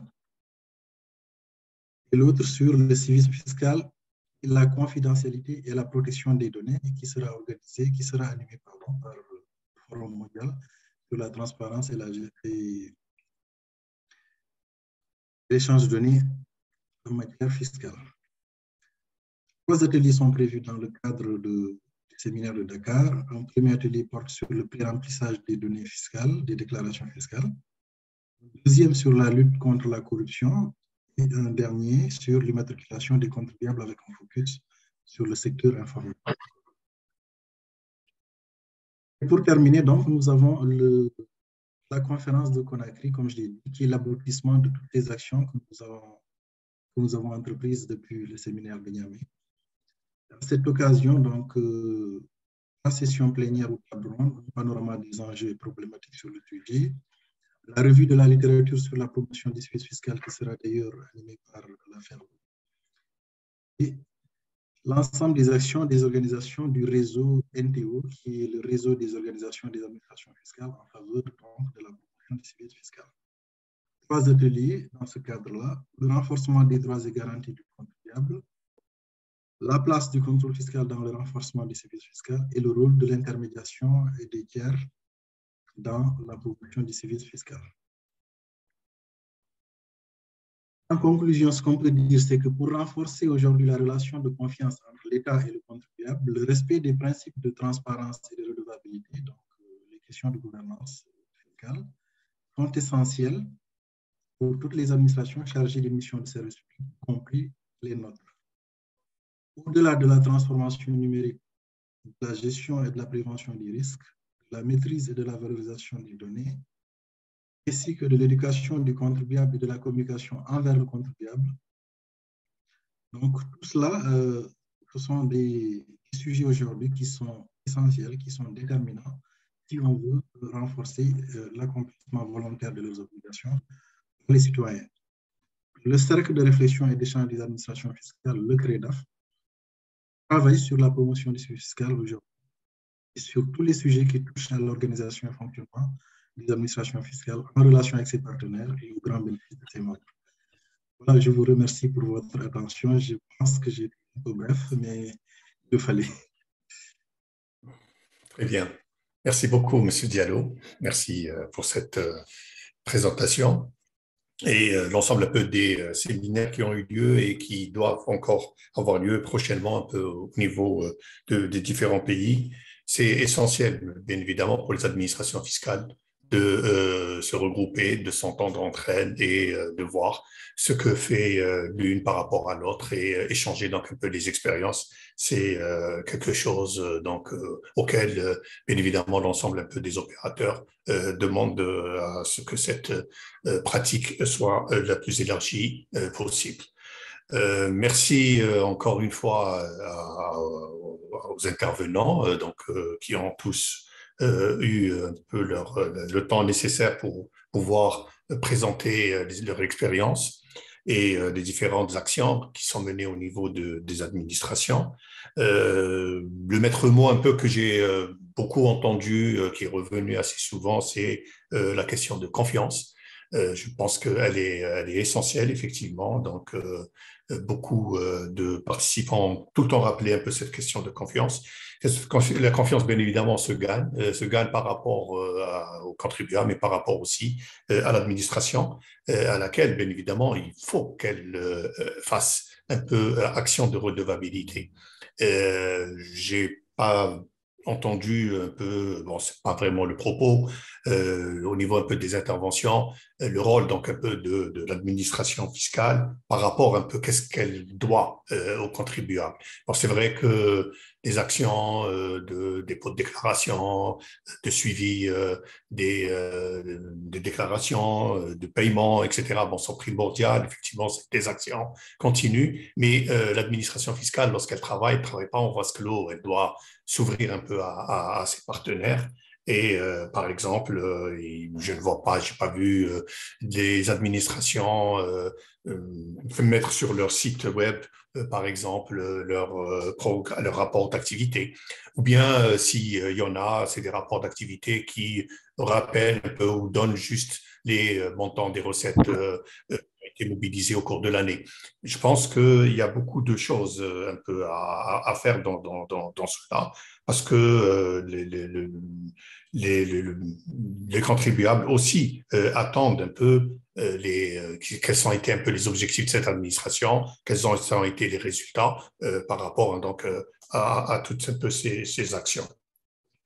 J'ai juste avant d'ouvrir encore un peu le débat aux autres participants, permettez-moi donc de voir un peu, de poser une question ou deux au niveau de la Guinée, par exemple. Non, pardon, avant, au niveau du Bénin.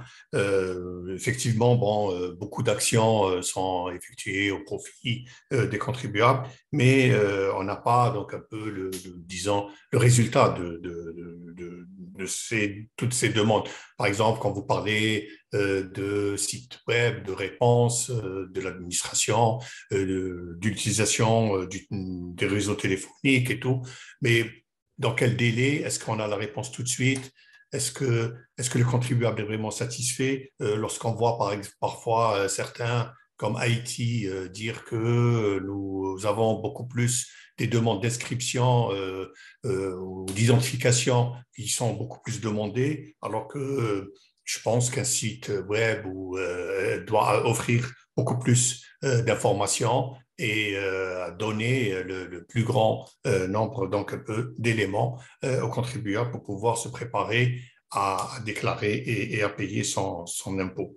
J'ai entendu aussi un peu au niveau il y a aussi, c'est une question aussi qui vaut pour l'ensemble, enfin la Guinée, Haïti peut-être et le Bénin, c'est un peu les sondages d'opinion. Je n'ai pas vu, je n'ai pas entendu qu'il y ait des sondages d'opinion qui ont eu lieu pour justement savoir où se situe un peu l'administration et qu'est-ce qu'elle peut encore offrir comme source d'autres informations.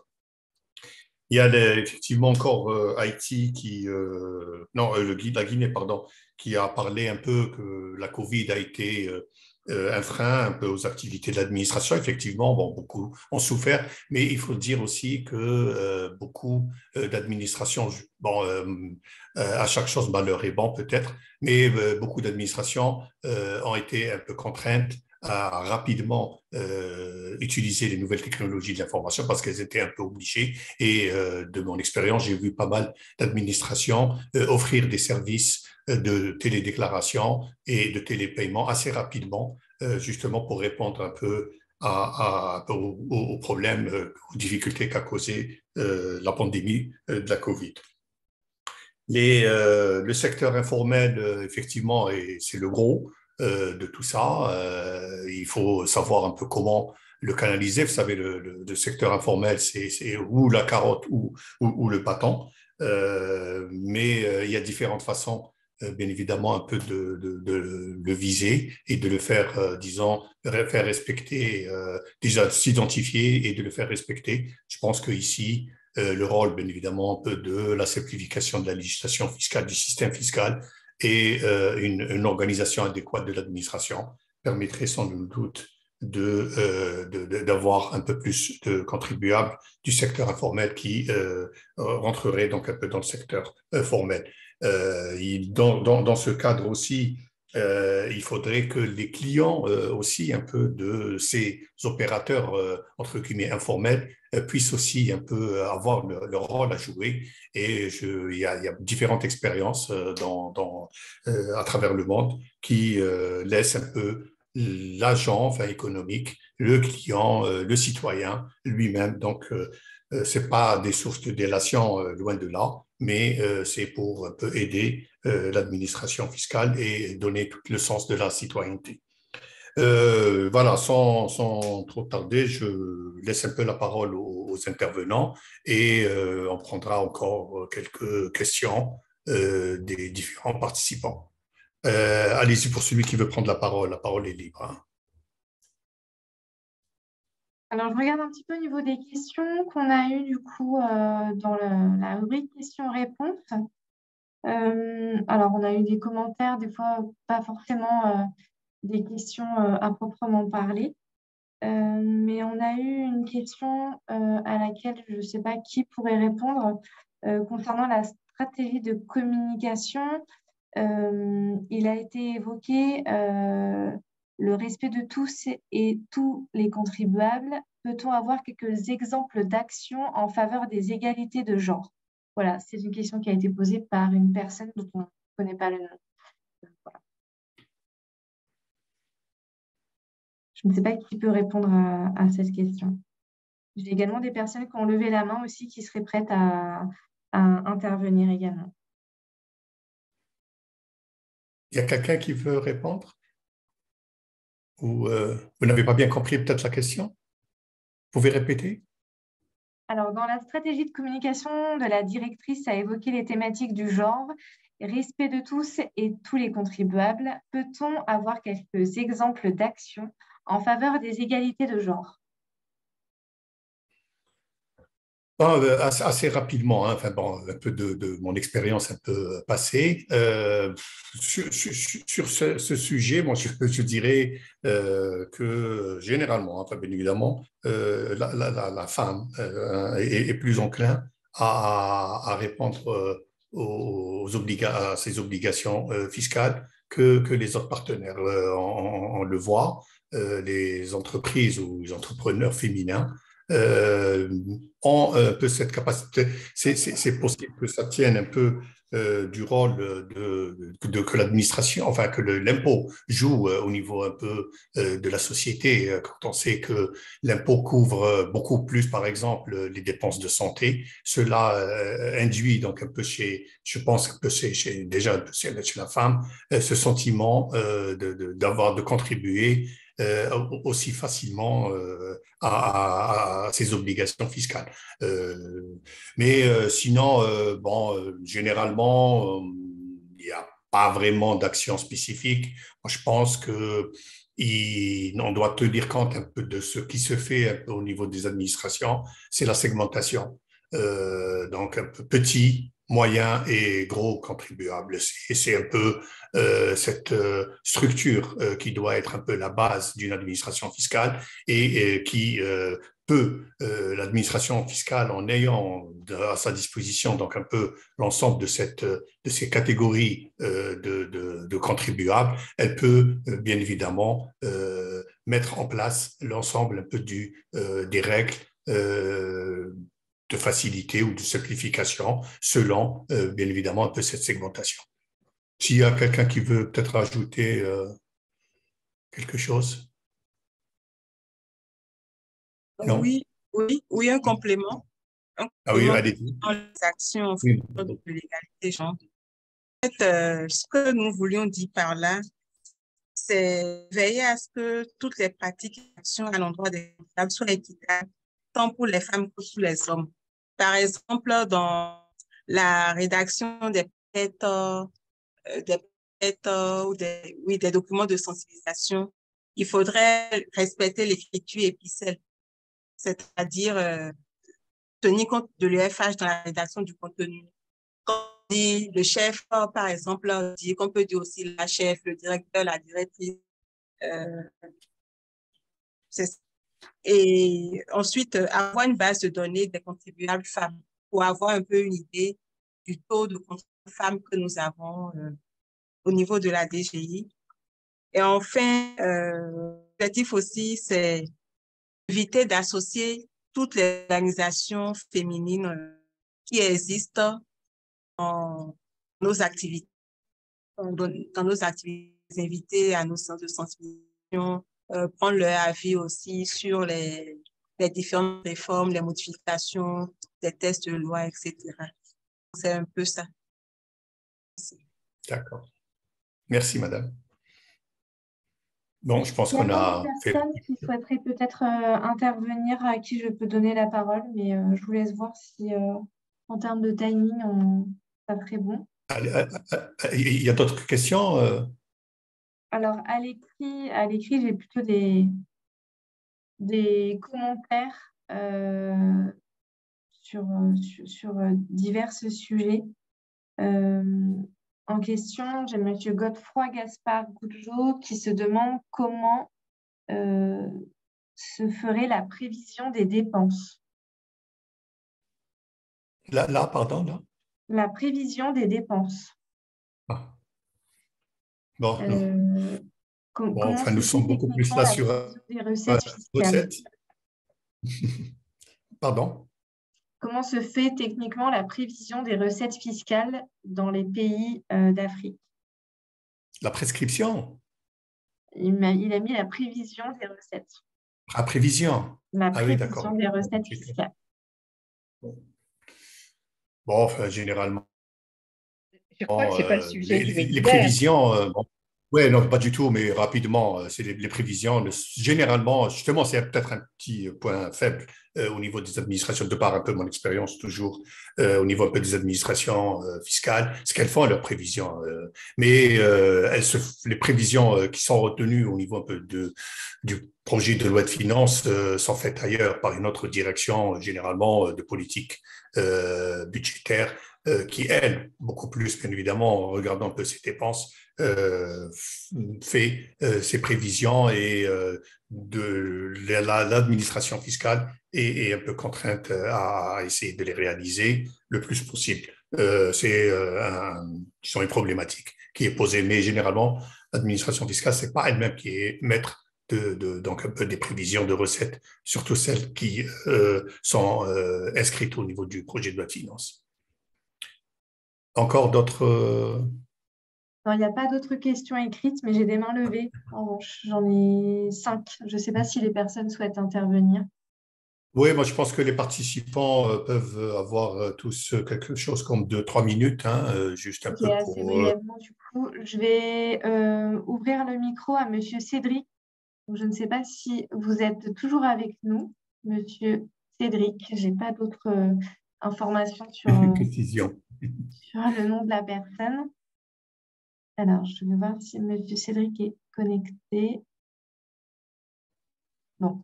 J'ai Monsieur... Chloé, Monsieur Lubonheur d'Haïti a demandé la parole aussi. Oui. Alors, merci. Donc, je dois, dans ce premier temps, saluer la présentation de chaque pays et également la présentation du CREDAF. Et donc là, je voudrais rebondir sur la question des prévisions. J'ai l'impression que l'idée de la personne, c'était quelle méthode utiliser pour déterminer les prévisions. Donc, alors, je prétends que la personne voulait savoir les différentes méthodes utilisées. Donc, bien entendu, pour nous en Haïti, c'est la direction des statistiques et analyses qui détermine à partir des méthodes de soit série, tendancielle, et puis d'autres outils statistiques qui déterminent les prévisions. Et ceci doit être en accord par rapport à la loi de finances qui, par rapport aux besoins de l'État, pour nous en Haïti, ce sont les deux institutions, la douane, l'administration des douanes et la direction générale des impôts, qui sont les principaux collecteurs pourvoyeurs de fonds pour le Trésor. Donc, c'est à partir de l'établissement des besoins, donc au regard, on a une prévision de recettes par rapport à la prévision des dépenses. Donc, mais techniquement, il y a des méthodes statistiques à utiliser pour déterminer comment est-ce qu'on va faire tout en tenant compte de l'environnement macroéconomique qui permettrait de prendre des décisions à augmenter ou diminuer et même des fois arriver à modifier ou même créer de nouvelles taxes. Voilà. Vous me recevez là? Oui, on vous entend, oui. Monsieur Doulpanga. Voilà, merci bien. Je suis Monsieur Gérard Doulpanga, directeur de cabinet au ministère du Travail, de l'Emploi, de la Protection sociale et de la formation professionnelle en République centrafricaine. Bienvenue. Voilà. Alors, moi, j'ai une petite préoccupation par rapport aux différentes stratégies. Notre ami de la Guinée et Haïti, ils ont donné quelques exemples tout à l'heure. Alors, j'aimerais savoir quelle est la stratégie efficace pouvant permettre, n'est-ce pas, de convaincre le secteur informel à contribuer efficacement au paiement des impôts. Parce que c'est un secteur qui est vraiment important. S'il contribue au paiement des impôts, je pense que ça résoudra beaucoup de problèmes. Alors, quelle stratégie efficace peut-on mettre en œuvre pour convaincre ce secteur-là afin que, voilà, qu'ils payent leurs impôts? Parce qu'en République centrafricaine, nous avons un slogan qui dit qui paye son impôt contribue au développement de son pays. Exact. Malheureusement, le secteur informel ne contribue pratiquement pas au paiement des impôts. Je remercie également pour la question. Effectivement, c'est quelque chose qui est très, très compliqué, surtout pour nous en Haïti. Mais ce qui arrive très souvent, c'est par manque d'informations, par manque de services fiscaux que les gens s'éloignent de l'administration fiscale. Plusieurs raisons peuvent l'expliquer. C'est la difficulté qu'on a à rendre beaucoup plus facile, accessible et disponible les textes fiscaux. Parce que pour nous en Haïti, les textes fiscaux étaient très compliqués. La compréhension était très, très difficile. Et en société où, après de 20% de la population n'est pas en mesure de comprendre un texte fiscal, donc c'est compliqué. Donc, à ce moment-là, l'idée pour nous, au niveau de l'administration fiscale en Haïti, on a pu recourir à la simplification des textes et également au niveau de communication, à voir comment aller vers eux. Et c'est pour cette raison qu'on a créé le corps d'agents communautaires fiscaux. Ce corps est là pour rencontrer l'ensemble des acteurs du secteur informel afin, dans un premier temps, les sensibiliser et également leur expliquer pourquoi c'est important de payer l'impôt, pourquoi est-ce qu'il faut contribuer à la chose publique. Donc, ainsi, ce corps qui est en train d'être formé va nous aider à réduire ce grand bassin du secteur informel pour les intégrer dans le système fiscal. Mais en retour, il faudrait également qu'au niveau de la politique, quand je dis de la politique, que ces gestes-là constatent qu'il y ait un retour également en matière de services. Merci, Monsieur le Président. Je crois que Monsieur Souleymane Diallo également souhaite rebondir sur le sujet. Oui, allô. Du côté de la Guinée, l'expérience qui a été menée, ça a été la mise en place de ces centres de gestion agréés qui devraient être aussi d'un appui à l'administration en matière de communication et sensibilisation auprès des contribuables. Comme l'ont souligné les autres intervenants précédents, il y a le problème de la communication. Donc, l'une des stratégies, c'est d'améliorer la communication qui peut se faire directement par l'administration ou à travers d'autres acteurs qui peuvent toucher de manière avec beaucoup plus de proximité auprès des contribuables. De l'autre côté, on a considéré que les CGA étant mis en place au niveau des communes, on peut être beaucoup plus proche des contribuables et on peut facilement les recevoir dans nos locaux, échanger avec eux, répondre à toutes les questions qu'ils peuvent avoir dans le domaine fiscal. L'autre côté, il faut aussi des stratégies d'incitation. Quand on parle de stratégie d'incitation, à ce niveau, il faut donner des avantages à ceux qui vont sortir du giron de l'informel. Donc, c'est ce que nous avons aussi envisagé et qui a été mis en place et adopté en loi de finances et aussi codifié dans le Code général des impôts. Donc, les adhérents de ces centres de gestion ont des avantages fiscaux pour leur dire, bon, en quittant l'informel pour vous formaliser, l'État vous garantit sur une certaine période que ce qui vous fait peur en matière de contribution, vous serez soulagé là-dessus. Donc, au-delà de cette période, parce que l'État parie sur la durée, l'État est là pour X années. En revanche, un contribuable qui a 3 ans, 4 ans ou 5 ans d'exonération, si on peut aller un peu plus loin, ça impacte certes l'État, mais c'est mieux que de n'avoir aucune contribution. Donc, l'avantage, ça serait que celui qui est là comme bénéficiaire de ces incitations va avoir un minimum de contribution via d'autres impôts, mais sur d'autres impôts principaux, il sera exonéré, et ça pour une courte durée pour qu'il ait de la pédagogie. Donc, pendant ces 3 ans, il bénéficie de la formation d'un professionnel, de l'assistance technique d'un professionnel, et donc petit à petit, il va prendre goût à aller de lui-même faire ses déclarations et contribuer efficacement. Donc, en gros, il faut de la communication, il faut de la sensibilisation, il faut aussi de la formation sur les sujets pour que les gens aient une compréhension des procédures fiscales. Et aussi, il faut de l'incitation. Donc, en gros, c'est un peu ce que je pourrais apporter comme élément de stratégie en réponse à la question posée par notre... Moi, juste un peu de rebondir un peu sur la dernière réponse. Bon, effectivement, moi, maintenant, je me permets, puisque je suis un peu derrière un peu cette l'administration. Je pense pas que les incitations fiscales favorisent un peu l'inclusion. Il faudrait mieux qu'il y ait un petit montant d'impôts à payer ou un très petit pourcentage, par exemple, que rien du tout. Parce que là, on va faire un peu habituer un peu ces entreprises à ne pas payer. Les incitations fiscales, bon, effectivement, il y a de par le monde, on le voit, et beaucoup de pays, des pouvoirs publics insistent un peu sur ces aspects. Bien évidemment en espérant qu'il y ait beaucoup plus d'opérateurs qui vont soit inclure le secteur formel, soit développer donc une certaine, disons, pédagogie à l'ensemble des opérateurs économiques.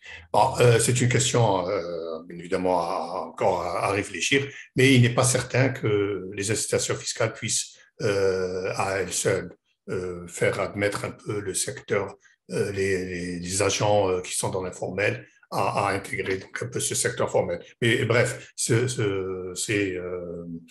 toute une philosophie à revoir. Bien évidemment, les États sont libres à déterminer un peu les meilleures façons de pouvoir, mais l'administration fiscale doit avoir son mot à dire pour pouvoir un peu identifier les personnes et donc un peu promouvoir justement le thème est celui-là, promouvoir donc un peu le civisme fiscal au niveau de ses citoyens. Il y a encore d'autres questions ou on va clôturer un peu la séance? Parmi les panélistes, M. Ismaïla Diallo souhaitait également Oui, rebondir sur le sujet. Oui, très rapidement, Oui. je voudrais apporter quelques compléments sur le sujet de la fiscalisation du secteur informel.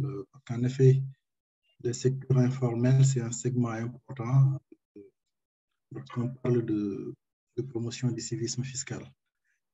Donc, la meilleure stratégie pour fiscaliser le secteur informel, à mon avis, au-delà de ce qui a été dit ici, à savoir l'éducation du contribuable, la communication envers le contribuable, la mise en place d'un régime d'imposition adapté, simplifié, en termes d'organisation institutionnelle, les centres de gestion agréés. Je pense que plus globalement, au niveau de l'État, il faudrait qu'il y ait une stratégie, une démarche qui vise non pas à fiscaliser tout de suite le secteur informel, mais à le formaliser. Il y a des pays qui ont déjà commencé à faire des choses, par exemple, en termes d'incitation, non pas fiscale, mais plutôt, par exemple, favoriser l'accès à la commande publique. Donc, il faudrait que les acteurs du secteur informel sachent que, en acceptant de se formaliser, je ne dis même pas de se faire fiscaliser, mais de se formaliser, ils ont des avantages. Donc, ils peuvent accéder, par exemple, à la commande publique.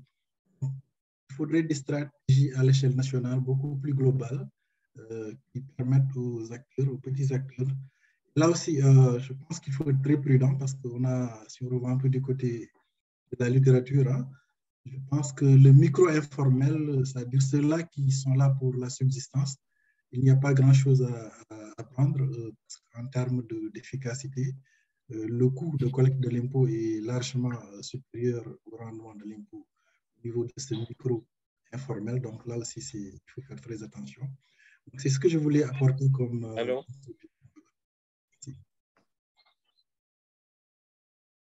Merci, M. Diallo.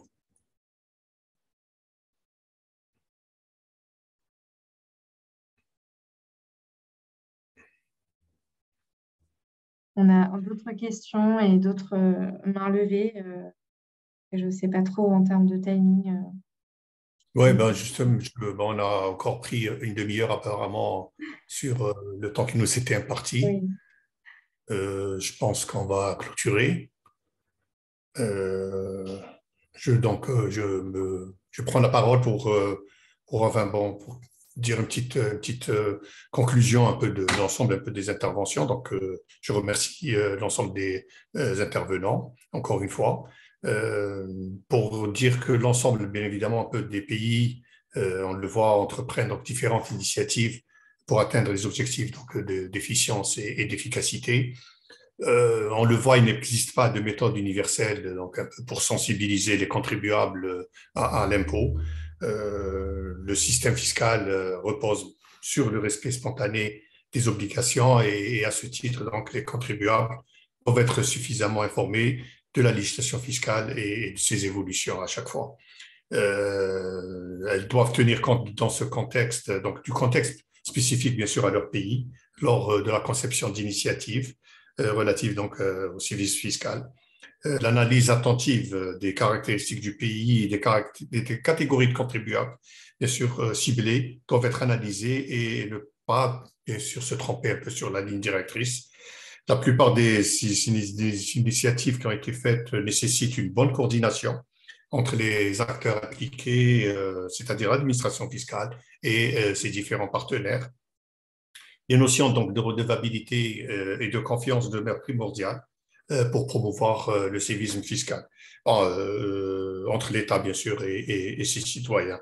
Bien évidemment, toutes ces actions peuvent aboutir à améliorer cette relation. Cependant, il ne faut pas oublier que l'administration fiscale est une administration de contrôle. Et à ce titre, cet aspect ne doit pas être négligé pour tous les récalcitrants auxquels la loi fiscale doit leur être appliquée dans toute sa rigueur. Donc, le contrôle fiscal est primordial. Bon, ce n'est pas le thème d'aujourd'hui, mais il ne faudrait pas donc un peu l'occulter, c'est important. L'ensemble des pays en développement, on constate que le civisme fiscal s'améliore. La population a une meilleure perception de l'impôt. On le voit un peu à travers un peu le coefficient, donc un peu de pression fiscale et l'amélioration de l'administration de l'impôt. On sent un peu les principaux facteurs. J'ai eu à voir un peu les différents coefficients des différents pays, notamment en voie de développement, et on voit que le ratio quand même de PIB par rapport aux recettes de l'administration fiscale, ça c'est bien amélioré pour bien sûr pouvoir couvrir donc un peu l'ensemble des dépenses budgétaires de l'État. Un autre facteur non négligeable a permis également d'avoir un effet positif sur le civisme fiscal et celui qui est relatif à la simplification du paiement des impôts. Justement, enfin, l'éducation du contribuable quant à la sensibilisation pour payer l'impôt et ensuite expliquer comment il est acquitté constitue donc des moyens à rendre le système fiscal plus accessible aux contribuables. Cette tendance, on l'a vu encore, a encore été plus facilitée par le recours aux nouvelles technologies et qui non seulement simplifie les processus de paiement, mais renforce l'intégrité du système fiscal en réduisant les possibilités de corruption. Enfin, en vue de renforcer les liens et de partager les expériences, il s'agira de se concerter davantage.